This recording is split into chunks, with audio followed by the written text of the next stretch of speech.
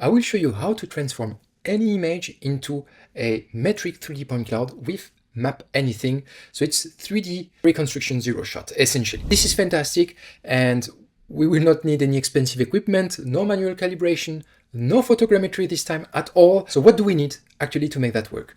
And today we'll just need Python. We'll be using Python 3.12. MapAnything from Meta AI Research, and I will explain what it is and how we can leverage it. And after that, PyTorch, CUDA, and a bit library like Open3D and NumPy. And that will be all. Aside from that, I will give you the knowledge about the transformer architecture that we are going to use and how everything tied up. So, what will you learn in this specific video? Zero-shot 3D reconstruction using transformer architecture. This is MapAnything, and multi-view 3D point cloud generation and merging. We'll also do GPU accelerated inference using PyTorch and CUDA, and export a PL-while point cloud at the end from any image. And this is wild. The case study that I will show you is actually from an old trip that I did in Norway, in Bergen. And there was this statue, this little troll that was standing and liked it. And at the time I was testing photogrammetry.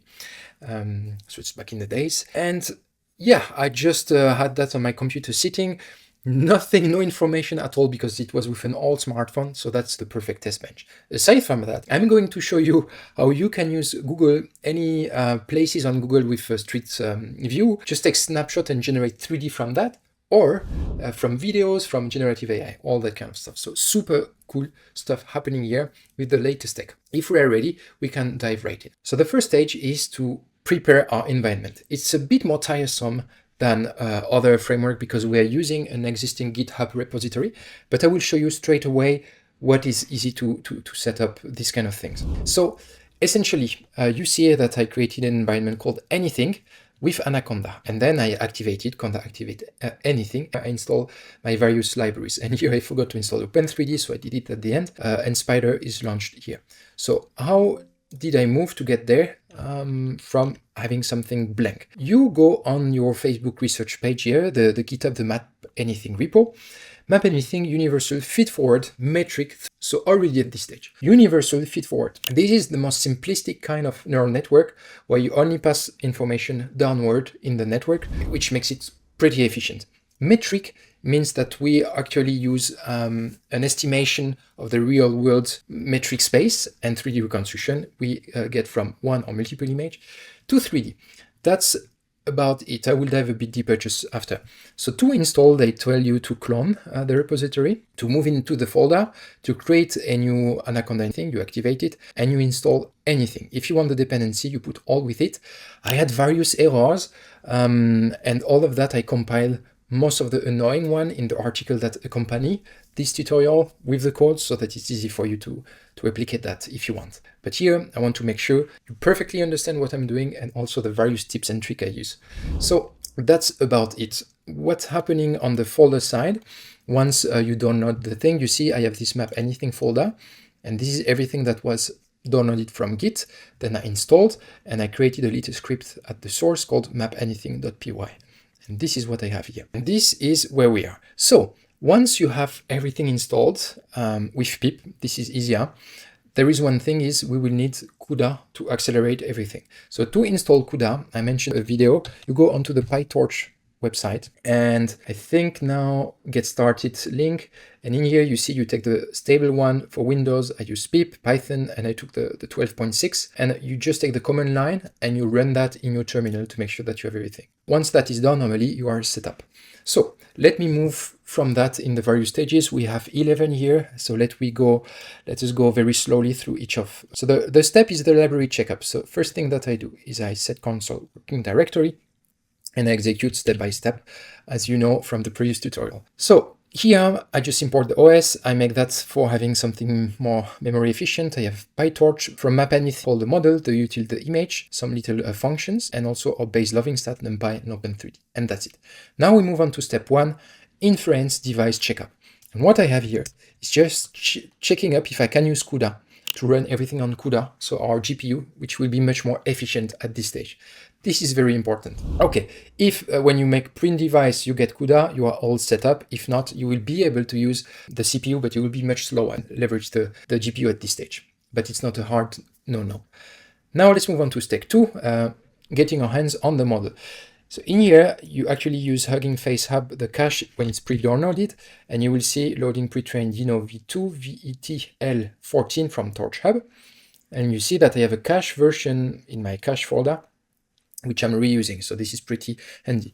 Not that this is CCNC, something really constraining. If you want something a bit more permissive, license-wise, use this one, which will be a bit better for you to use. Okay, so let me maybe take some time and walk you through how it works and what's happening. Click on the project page, you arrive here, MapAnything, Universal Fitwork, Metric 3 Reconstruction. And what is that is a simple end-to-end trained transformer that directly regresses the factored metric 3D geometry given various type of inputs. You can give it images with calibration or not, poses and depth, and it will output a result. So this is super handy. And if you remember, I did the same kind of guide for segment anything and for depth anything. And this is really a nice engineering work that they did where it's easy to set up and it's easy to use. And I really like this kind of work. So congrats to the meta team. And there is a lot of people involved, as you can see. So congrats. To a bit of a feel what's happening under the lines. What I want to show you is the architecture. So this is essentially what it is.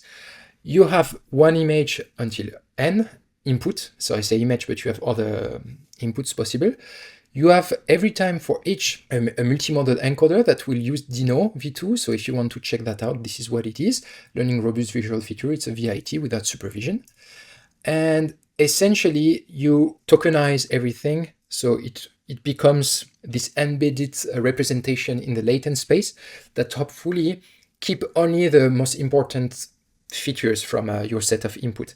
And down the line, you have your multi-view transformers that is able to output with this single DPT head what you have. And for the metric, the scale token, you have a multi-layer perceptor that operates. So it's really, if you want to conceptualize it, I will do another video maybe if that's a bit unclear about what's happening under the hood. It's really this generalizable kind of architecture that is super handy for not going into any learning mechanism, but you have a zero-shot generalization capabilities.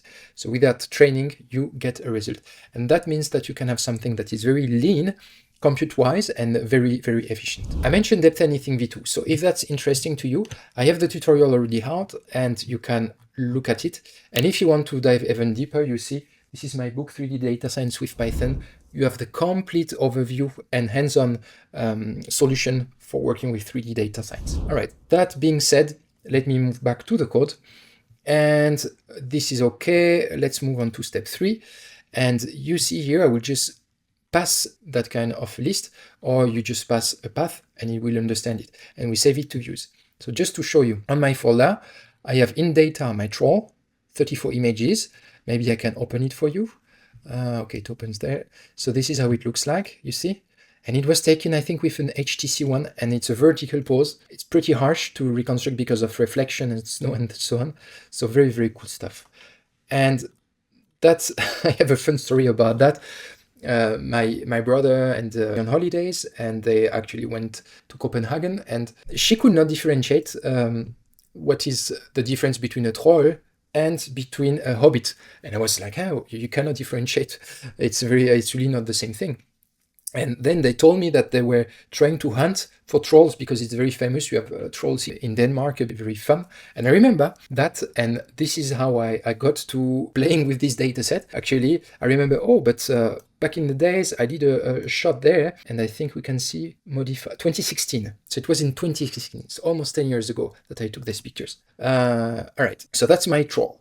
Another thing that is super interesting is I took crappy pictures from the Capitole in Toulouse, its main building, from a Google Street View. What I did is I went on a Google Street View, and you have the Capitole, if I'm not bad, it's here. And what I did is went there, for example, got like this and took a snapshot. So this is really to test. I'm not entirely sure about the legality of this kind of things, but this is just to show you what you can do with MapAnything. And I just took 4 pictures. You see very different, very various poses. This is very hard with photogrammetry to use. And another one that I did not test, it will be live, is from a video of a YouTuber that has this little model. You see it's very blurry and so on, and I wanted to test it. what you can do with these kind of things, if you can reconstruct anything with MapAnything. All right, so that's our data set. What should we try? Maybe we take the troll. So it was in data first, because it's the most heavy one. All right, so if I put that, it will load my images and I have my views. And you can see, if I double click here, it's a tensor already. So then it's prepared already. Yeah, I will close that. Now we can move on to step 4, running the inference. So my prediction, I will use my model that I called here, and I will use it in an inference mode. I will pass in my view. Here you can say if you want to be memory efficient or not. And you will see that without being memory efficient, I will leave it run, and you will see that it's quick. We will apply the mask to the dense geometry to filter out. We'll also remove edge artifact and apply confidence. Okay, I launch now. I will continue talking. You will see that it takes more or less than 20 seconds for 34 images. And it's finished. And how many images did we had? If I take them all here, 34. So that's it. It's already done. Our 3D reconstruction is almost finished. That's crazy, because if you take the parallel of the photogrammetry, it's much longer in most cases. So with 34 images, kind of the same. Maybe I could do a very quick check with post-shot, which is for 3D Gaussian splatting. No, don't update. This is really testing from scratch. So if I load all my images there, it's not working anymore. No, okay. So splat 3 limit 30. Okay. So here it does the camera tracking step. So essentially doing the structure from all the kind of thing that we are not doing using transformers. And 3 and 4. And okay. Now it's training. It's still tracking, so it's still not finished. So I will leave it working. And while it's working, you see that we have already the sparse initial point cloud. It would be good to see to have a comparison. Okay, so I will leave it there, and while it does, we'll continue here. On to step 5, per prediction results. So what I do, and this is based on the GitHub as well, for each prediction, because if we go into prediction, you will see what kind of things you have. It will be a bit slower, but because my is totally cannibalized by post-shot. Okay, so now it's starting to train our Gaussian splatting experience, and pretty nice. Now it will train until 30K. So what I will do is I will pause the training for now, not to cannibalize my GPU, and we get back to the tutorial. So you see that we have a lot of things coming in. What is super interesting is that you have, and I put it here, you have point 3Ds, so the 3D point in the world. You have the 3D points in the camera frame of reference. You have a long array, also BHW1, and you have the camera outputs with ray direction, the intrinsics, the camera pose, the camera transformation, the quaternions, and also the quality of the mask. So you have a lot of things that I unpack. This is what I do. This is not necessary, but it's good because then you could use directly point 3D and you get away with it. But what we want is not only propose a prediction per view, but what if we want to concatenate everything? And this is where MapAnything is really cool, is that it keeps this relationship to the world coordinates. So normally you don't have to do anything and it's a line. So let's move on to step 6. That is just a very small step to show you what we have. This is just because I get often asked that in the courses when we talk about GPU, CPU, how do we handle that? You see that the points 3D is a tensor. And if you want to move it to leverage NumPy, you have to push that to another device, which is the CPU. And this is what I do with .cpu, and I turn that as array. But whenever you play as array, you can also make points3.cpu .numpy, and it will do the same. And you see we have a result with a center and with some points. So it looks like it's working. Let's move on to step 7. And here it's really, okay, it looks like we have something working. What if we want to create a 3D point cloud from a single view? And for that, we'll take the prediction that we had before, and we'll apply our mask. And what we do is we move exactly as above, prediction points3d.cpu.numpy. And if we have a number of dimensions that is 4, we keep only the first index. And then we apply our mask and we test on the first view and we visualize a single view. And here what I do is I paint uniform color, because at this stage, so it's a bit hard to know what we have, but you can see here, it looks like already we have a 3D reconstruction from a single view. And this, to me, is marvelous, because it's totally wrong to my scientific mind of a an initial lens surveyor when I started, where we need to control photogrammetry, we need to control intrinsics, we need to control extrinsics, we need to make sure that our scene is perfectly handled, and here we have a result. So let's push further and go behind the wow effect, even if it's here full red. Let's put a bit of color, and this is the next stage, to extract colors from prediction. And what we have is the mask in this, and we'll clip the colors based on that. So if I run that, you see that now we have the colors. So you have a way to transfer the colors onto your point cloud, and unbelievable, you have your little troll. So already at this stage, I can see one issue. It's a bit rounded around the edges. It's not entirely, if we look at the post shot in progress, you see that you have something a bit better. Maybe I should export it. Save as. Okay, now there is a we cannot export anymore. Maybe export scene radiance field. Radiance field is not available in the free license. Okay, so I cannot export anymore with post shot. This was to expect, but we can still see here a bit, and else you use reality capture if you want to test the same, but on the metric aspect. You see, let's move out from the radiance field and see the point cloud. Yeah, okay. So the colors are there. Let's move on to the next stage, multi-view 3D point cloud generation. And that's where the magic happens. We want to merge all view prediction into a single open 3D point cloud with RGB colors. So I initialize points and colors as empty lists, and then we take the loop that I did before and we append our points and our color. That's it, because everything is expressed in the same frame of reference. This should work. What I do then is draw the geometry and make a name. The variables is just if we want to print it. It's a bit nicer. See the way to do that. So we close that and it runs. You see we have all the views, around 130,000 points per view. Then we convert that to Open 3D and we visualize. And look at that, we have our troll. And if I zoom in, sorry, zoom. Yeah, I'm at the maximum zoom level. It looks like we have something reconstructing. He has a big nose, so it looks like there is some inconsistencies, but also we have a lot around. Also some people, only using a transformer architecture. So this is a model that you could put on your device, right? Install everything and just take a bunch of pictures, a video or whatever, and you'll get this kind of result. Unbelievable. So to explore further, output file, we'll call that the troll.ply, okay? And it will be saved in a result folder. I don't have the troll, so if I execute that, I have my troll that happens to be there. And let's move it here, XYZ RGB, apply on. So now we have our scene. And when we talked about metric reconstruction, it means that we have more or less a notion of space. You see, it's very noisy, but we still have the 3D reconstruction. And we could filter that out, actually. So if we want to explore the height, let me take from bottom to top and to see if we are 1.67. So this is not a wrong assumption, except as you can see, it was a bit bigger than me, and I'm a 185. So it's not accurate, but you get a sense of the metric aspect of the reconstruction. This is amazing, really. And we will see that better when we play with the other, the other data sets. So in here, if I put Capitole now, right? Let's run it. Let's predict. Let's not do that. Let's extract here. We already have the Capitole happening. It looks like it's working. Let's get the colors. This is unbelievable because you already have it. So it's very mesh-like. There is not a lot of sharp edge.